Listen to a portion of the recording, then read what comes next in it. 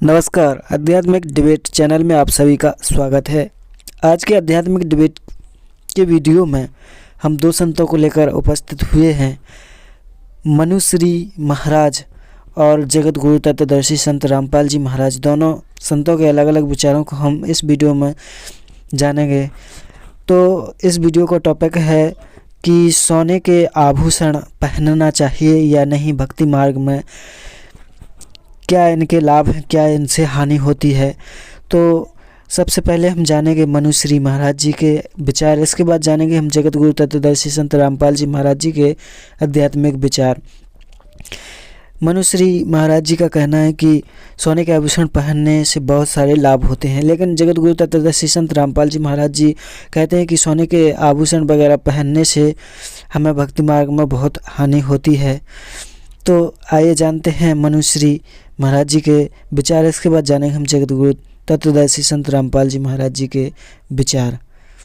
सोना पहनने का एक और गुण है, सोना प्रतिरोधक क्षमता का सबसे बड़ा पावर हाउस है।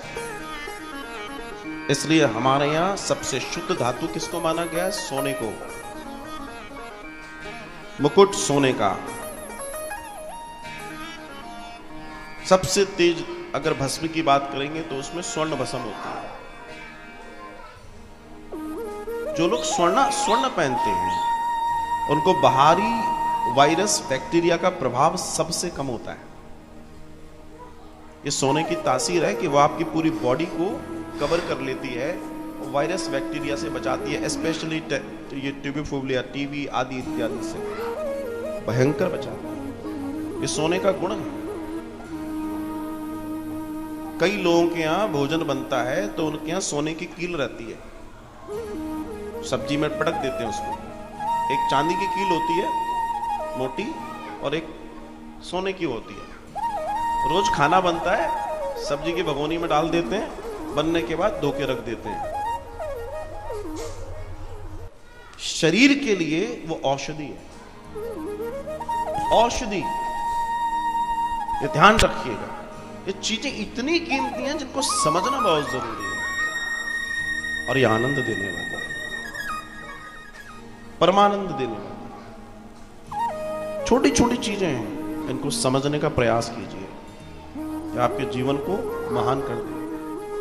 तो सोना सिर्फ इसलिए नहीं पहना है आपने कि आपको, इसलिए क्योंकि आपकी प्रतिरोधक क्षमता, आपके शरीर की प्रतिरोधक क्षमता बढ़ाता है स्वर्ण। ये व्यक्तिगत अनुभव की बात आपसे बता रहा हूं।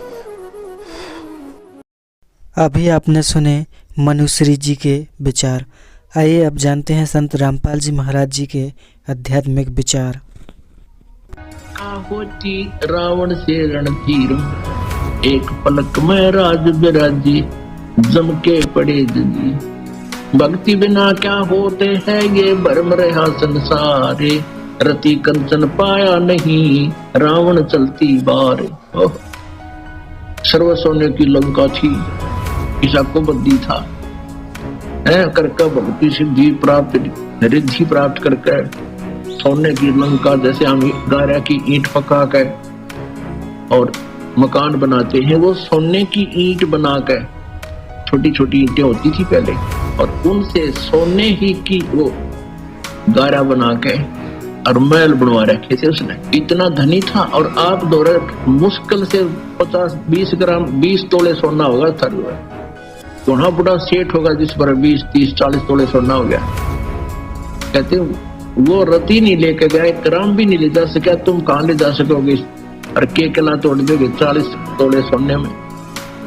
इधर खाम खागा सिर दर्द है, सोना तो घर में बना रखना चाहिए आप, और ना इसको पहनना चाहिए। क्या फायदा, कान में डाल लिया, नाक में डाल लिया, 36 पंगे कड़े बना लिए। परमात्मा ने इतना सुंदर शरीर दे रखा है, इस पर आडंबर करने की कभी जरूरत नहीं। इसे भगवान रुष्ट होता है। भगवान की भक्ति करें, चाहे किसा भी शरीर है, काला है, गोरा है, जैसा भी मालिक ने दिया है, इसमें हम परमात्मा पा सकते हैं। इस काया का गर्व ना करियो के काला के गोरा रे, और बिना भजन कुछ काम नहीं आवे, चाहे इतर छिड़को चार हो रहा है। तो पुणात्मा धीरे धीरे, क्योंकि हम इतने सामाजिक माहौल में हम इतने गहरे चले गए कि वहां से वापस आना अपनी पटरी पे हमारे लिए कठिन हो रहा है। हम दलदल में बस गए, लेकिन परमात्मा का सहारा आपको एक क्रेन का काम करेगा।